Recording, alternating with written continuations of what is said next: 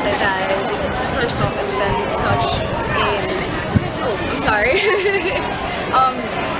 it's been such an incredible atmosphere, so sad, and so much work put into their voices being made to show that injustice is absolutely not okay, and that we should fight harder and scream louder to get our voices heard, and for it to sink in to the racist foundation that has unfortunately built from this American fucking country. However, we can change that as American people, and we can defy all of the reasons of it being racist by finally taking some action rather than just saying words. So I'm going to answer these questions today that I posed today. So first one, do you think that Donald Trump is fit to run this country for another term? Absolutely not. He is deplorable. He is disgusting. He is vile. He is a pedophile, a racist, xenophobe, all of the above of everything that I had just mentioned about him.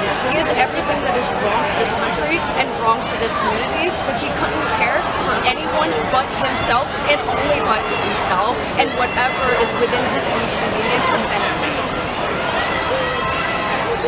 Do you think Donald Trump is a racist? Absolutely. From the core, is he a racist? With each and every analogy that he uses to try to make his point has to do with basic stereotypes that have hurt the community even more. And he uses it to try to make a point. So I can only imagine what he would fucking answer if I asked him flat out, is he racist? He would probably avoid the question, because he doesn't want to be called out for what he has been exposed to, just the microaggressions that he has placed through his speeches and every other outspoken matter that he has done. When people say Black Lives Matter, how does that make you feel? I don't know how to feel, because I can't speak from experience. The only way that I can speak and relate to this is through empathizing with everyone and listening to them rather than ignoring them and blindsiding them, because I'm so stuck within my own privilege and my own world that I couldn't understand what someone else is going through. But that does not mean that I will not stand with them and that I will not fight with them and I will not speak with them for as long as I fucking live and breathe on this goddamn earth. I want to use my privilege for as much good as I possibly can, because no one ever has. What do you think is the best way to end police brutality?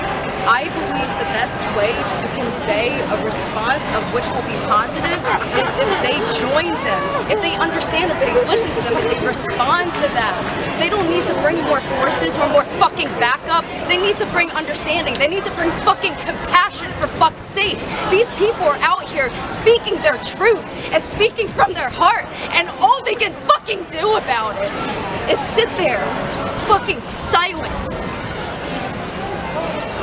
Well, they all had to be silent for their entire lives, and they are tired of it, and they're not gonna join you in your convenient silence.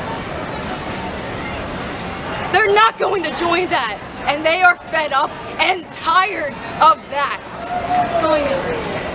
And the only way to fight against police brutality is through understanding, through humanity and compassion for other people but yourselves and but your paycheck.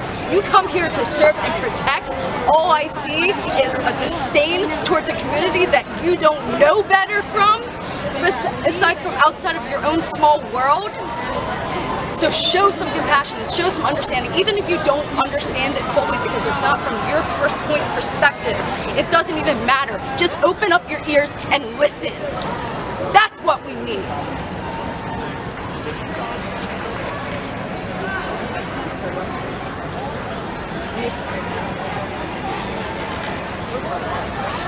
So the final question that we've been asked is, how do you change the people that was raised to hate different races? So my thing is, the first thing that comes to my mind is respect, but it's not even about that. Like, people have been treated differently. The Caucasian race has always been put on top, and that's wrong. And then it's the fact that little black girls don't get to have princesses and don't fucking. When did that movie come out with the frog, Princess and the Frog? That was so cute and showcased culture so well, and people don't grow up with that, you know? Some guy over there was talking about how there's no black heroes, there's no black Avengers, you know? They just got Black Panther. That's not fair, and I think that's the conversation that needs to be had. So it needs to be more inclusive all the time. Push it to the forefront, let people shine, I guess. And then the other side of that is people that are raised to hate races. They need to be put in their place. There's no way to think that's okay. You don't let people talk, you don't let them think like that. You push them to the outsides. That's the people that you can reject. That's the people that we should reject. If you're hurting people, you're not part of my family, you're not part of my, I don't want that in my world. We're done. Every time, it's so hard for me because it's not my experience and I'm not the best at it. Like I've always had my anxieties, but coming from this situation really did learn a lot. And I guess being an ally to people that are undermined by racism. It definitely broadens your perspective on a lot of things. Because when I was growing up, you know, I didn't experience that racism firsthand because we don't experience racism as white people, especially in this country. There's just no possible way. So what I had instead experienced is through watching and witnessing these firsthand. You know, I grew up in the city the first 8 years of my life, and I've seen racism unfold. And then I moved to a county that was so rooted with disdain towards people of color and racism, and I absolutely couldn't fucking stand it. And what I absolutely can't stand more is how much it affected the way that I was brought up. And the fact that I even had to unlearn these behaviors and these mannerisms that were on the very side of wrong. It's painful. And I can't say that it's painful for myself, but it's painful for others that they ever had to experience this from us and from anyone else that's been affecting them.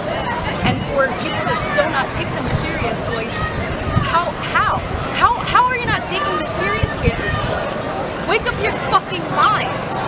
Allow yourselves to open up to a new world that isn't your small town. Allow yourselves to gather information, take it in, take notes, register, unravel, unlearn, and fucking grow. Allow yourselves to see past any deficit or any appearance. And whatever it is that you were brought up that was supposed to be wrong when it's not. Allow yourselves to think outside of what you're used to.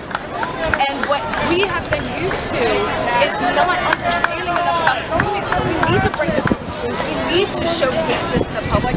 We need to showcase this in the media so that way it gets it not through the heads of young black children growing up in this country, but for young white children growing up in this country who have not a clue of black culture, black history, or any understanding of it. Thank y'all, ladies. Y'all are the best.